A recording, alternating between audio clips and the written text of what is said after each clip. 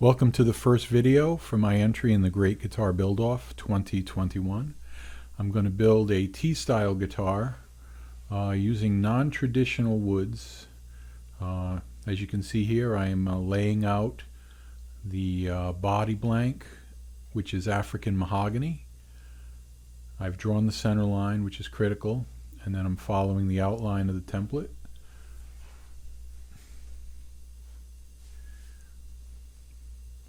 I'm also marking the control panel and the pickup areas. This guitar is going to have a veneer top, and there's actually going to be a 1/4-inch maple cap with the veneer attached so that I can hollow out the body. I need to know where the pickups and the control plate need to be so that when I plan the hollowing, I can make sure those areas are preserved or carved out as need be. Now I'm ripping down some maple. The boards are going to be used. The thin strip I'm cutting now will be ripped down into 1/8 inch thick strips to form stripes in the laminated neck. The rest of the maple is going to be used to make the underlayment for the veneer, and I've got a really beautiful myrtle burl veneer that you will see later in this video.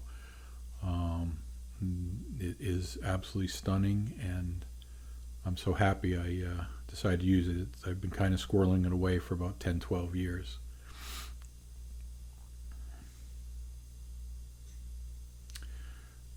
Now I've got some mahogany. This is Honduran mahogany for the neck.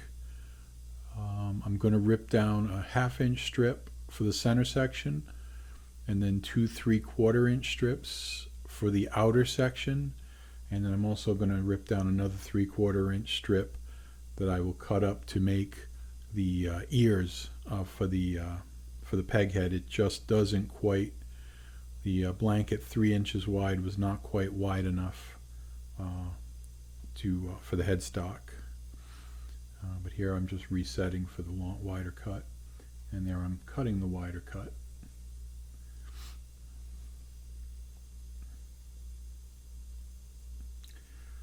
A laminated neck has a little more strength than a standard neck. A traditional neck on a telly is maple, but I've decided to go with mahogany, basically because I prefer a mahogany neck, and I kind of like a laminated neck.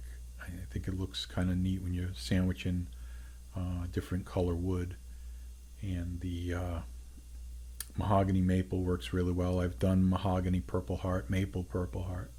So now I'm ready to glue up my lamination. I've ripped everything down, jointed it so that we get a nice joint, and now I'm just going to apply glue to the pieces. The one mistake that I made here was to glue the ears on at this point. It meant that when I went to route out the channel for the truss rod, I couldn't bring my router to the right plane. At this point, I'm also gluing up the 1/4 inch maple. I resawed that piece. They're actually 3/8 thick. I later will sand them down, but right now I'm just joining them up to make a nice flat surface to glue the veneer to.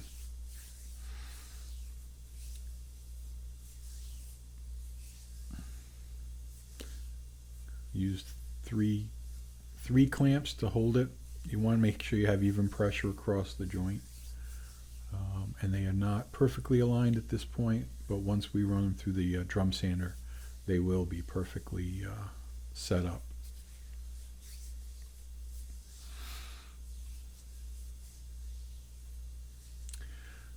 I'm taking a piece of plywood. What I want to do here is I want to make a template for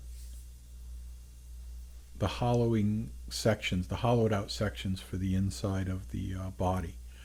So I'm just taking an old piece of plywood that I'm going to use for a template. Put a center line again, key that you have a center line. I'm going to trace the body out. I'm going to mark where all the where I don't want to hollow it out. I need to leave a good amount at the edges to glue the the maple to. I need to leave the center where the bridge is going to be attached, and I'm going to leave the section where the pickups are. This will do a couple things. It adds a little bit of resonance like a hollow guitar, although I'm not going to put an F-hole in. It also relieves some of the weight. African mahogany is pretty heavy. T-style guitars are usually made of either ash or alder, which are lighter weight woods than African mahogany. So I definitely want to relieve some of that weight so that I'm not carrying a brick around. And I'm just now going to mark where I don't want. So I'm kind of leaving that center section almost like a semi-hollow guitar, which leaves the center block. Or they glue in a center block. I'm just going to leave the center.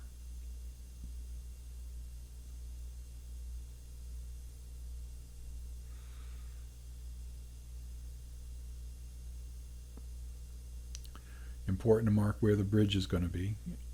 I was considering at this point hollowing out behind the bridge. I later changed my mind and decided not to do that, but while I was deciding, I wanted to mark where it was. And now I'm just roughing out where I think that I need to hollow this, where I can take wood away.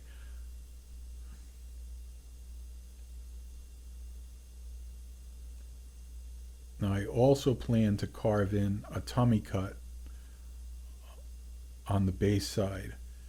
So when I do need to consider that and think about it, because I don't want to go too deep in that area. So you'll see here as I pre-cut the hollows with a Forstner bit, I'm only going down about 1/2 inch. I've marked 2 marks on the end of the blank, and this first mark I'm going to just go down that far so that when I do carve the tummy cut, I don't have to worry about suddenly carving through, although maybe it would have been cool having a sound hole at the top of the guitar, but I really wanted to avoid that. So I just used the Forstner bit to hog out a whole bunch of the waste.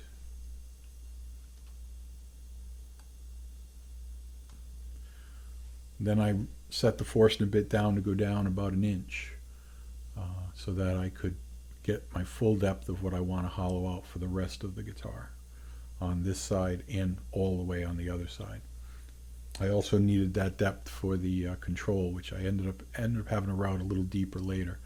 I've added a extensive base to my router, and I put in a pattern bit, and I'm following the edge of the template. Now I have my glue is dried on my maple substrate, and I'm just going to run it through the drum sander, and I want to sand it down to about 1/4 inch of thickness. Nice and flat to glue on the veneer. So now I've set the board onto a piece of 3/4 inch plywood, and there's that beautiful myrtle burl. It was already book matched in the package. It was really, for the amount of time I've had it, I did try to store it properly. I'm taping the edges together so they'll be lined up when I do apply the glue. Applying the glue to the maple. I'm going to spread it around with a disposable paintbrush. Make sure it's nice and even and well coated. I don't necessarily want a lot of extra, but I don't want to have it where it's going to bleed through. Once the glue's all spread out, put the veneer on, make sure it's taped side up. I'm lining up the line on the veneer with the center line on the maple. Again, the center line is critical, and this veneer unfortunately had been exposed to light quite a bit, so the line was a little darker, which this veneer will darken into a really nice brown color once it's been exposed to the sun for a couple months. So I'm hoping that it's going to even out, which it should. And I'm just using another piece of plywood on top of the veneer, which I've put some wax paper between the veneer and the plywood just in case the glue leaks through. And then I'm going to put a heavy weight. I happen to have this granite block, which will spread the weight evenly and keep the veneer flat, and I also used clamps. Now I'm taking my glued up neck blank and I'm going to run it over the jointer, and that will flatten everything out. So I start with a nice straight flat surface. The neck should be flat to start, and then I'm going to plane it down. Total planing is going to be down to 3/4 of an inch. The neck with the fingerboard will be 1 inch thick, and the fingerboard is at the top of the radius will be 1/4 inch thick. So 3/4 will get me exactly what I need. I'm redrawing the center line now that everything has been planed and jointed. Key thing, gotta have your center line. I've punched the holes in the top of the neck for the marking pins for the fingerboard, and now I've marked where the nut is. I personally do that. I like to mark my neck where the nut is. It helps me when I eventually carve it. It helps me when I put the fingerboard on. And then I'm just going to mark the shape so that we can cut it out on the bandsaw.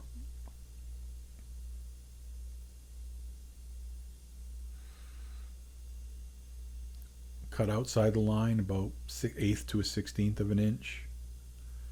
And at this point we're going to route the slot for the truss rod. I've already used the 3/8 Forstner bit near the nut to cut out the point where the adjustment nut is, so that piece is a little bit wider.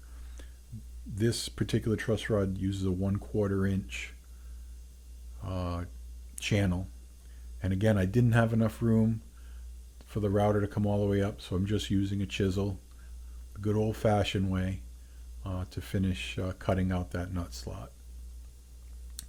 And it's been fitted, and we're looking good. The depth is good. I did have some carbon fiber rods, but I decided not to use them. I